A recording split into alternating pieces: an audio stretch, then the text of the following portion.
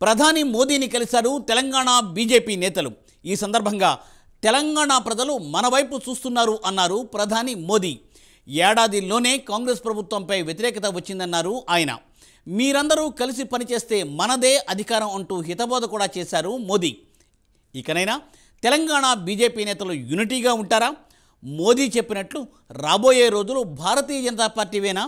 ఇప్పటికే వర్గాలుగా విడిపోయిన రాష్ట్ర బీజేపీ నేతలకు మోదీ హితబోధ ఎంతవరకు పనిచేయనుంది? ఈ స్టోరీలో చూద్దాం.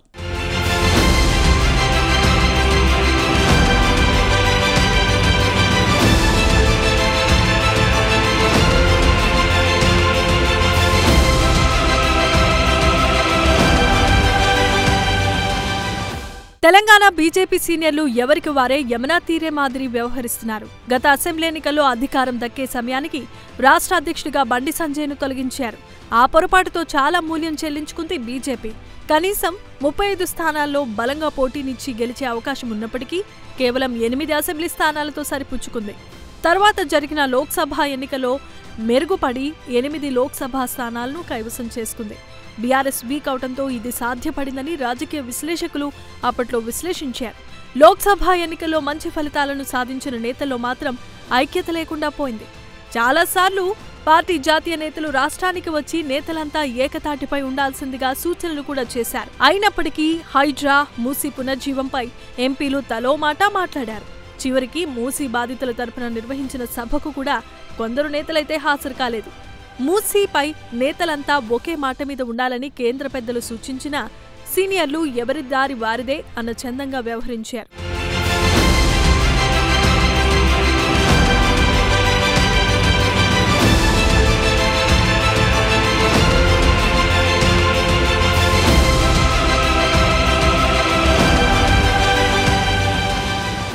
ఈ క్రమంలో తాజాగా బీజేపీ నేతలు ఢిల్లీ వెళ్లి ప్రధాని మోదీని కలిశారు. ఈ సందర్భంగా మోదీ చేసిన కీలకమైన వ్యాఖ్యలు ఇప్పుడు హాట్ టాపిక్గా మారాయి.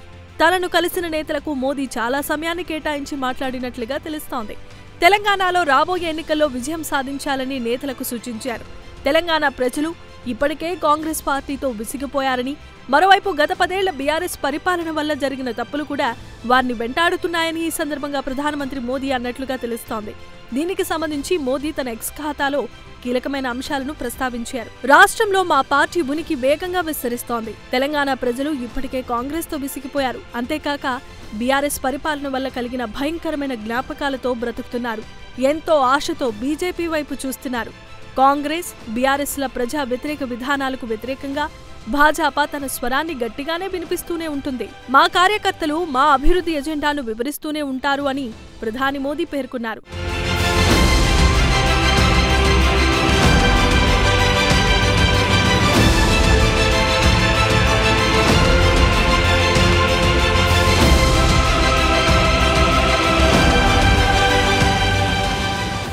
చాలా కాలం తర్వాత బీజేపీ సీనియర్లు అందరితో మోదీ మాట్లాడటం గొప్ప విశేషంగా చెబుతున్నారు విశ్లేషకులు.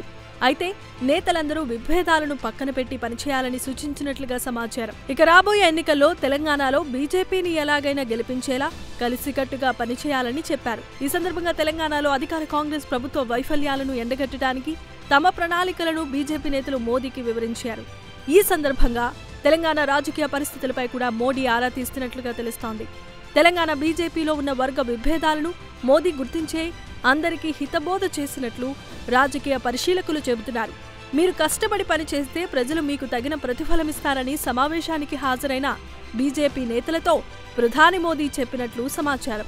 పార్టీ శ్రేణులు కష్టపడి పనిచేస్తే తెలంగాణలో బీజేపీ ప్రభుత్వాన్ని ఏర్పాటు చేయగలమని, ఈ విషయంలో తాను నమ్మకంగా ఉన్నానని కూడా మోదీ ధీమా వ్యక్తం చేసినట్లుగా తెలుస్తోంది.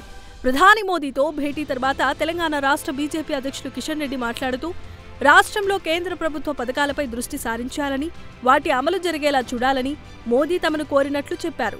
రాష్ట్రంలో పార్టీ అధికారంలోనికి రావడానికి కృషి చేయాలని మోదీ సూచించారని తెలిపారు. మోదీ ఈసారి రాష్ట్ర నేతలతో అన్ని విషయాలు చాలా క్లియర్గా మాట్లాడినట్లు ఆ పార్టీ శ్రేణులు చెబుతున్నారు.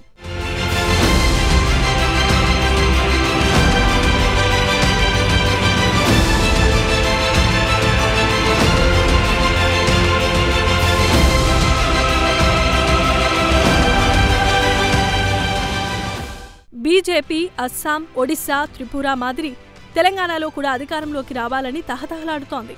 కానీ ఇక్కడ నేతల్లో ఉన్న వర్గ విభేదాల వల్ల అధికారానికి దూరం అవుతున్నారని పార్టీ పెద్దలు గమనించినట్లు తెలుస్తోంది. అందుకే స్వయంగా మోదీనే రంగంలోనికి దిగి దీనిపై దృష్టి సారించినట్లు తెలుస్తోంది. టార్గెట్ తెలంగాణను మోదీ సెట్ చేశారని దీని ద్వారా అర్థమవుతోందని రాజకీయ పరిశీలకులు చెబుతున్నారు. వాస్తవంగా బెంగాల్, ఒడిశా, అస్సాం కన్నా తెలంగాణలో బీజేపీయే బలంగా ఉండేది. ఉమ్మడి ఆంధ్రప్రదేశ్గా కొనసాగినప్పుడు కూడా బీజేపీ తెలంగాణ ప్రాంతంలో బలంగా ఉండేది. పెద్ద పేరున్న నేతలు పార్టీలో ఉండేవారు. ఉమ్మడి రాష్ట్రము విడిపోతే తెలంగాణలో బీజేపీ అధికారంలోకి రావటం ఖాయమని అప్పటిలో రాజకీయ విశ్లేషకులు సైతం చెప్పారు. అలాంటిది కొన్ని తప్పిదాల వల్ల బీజేపీ తెలంగాణలో వెనుకబడిపోయింది. ఇప్పుడు మోదీ హితబోధతోనైనా పుంజుకుంటుందో లేదో వేచి చూడాలి మరి.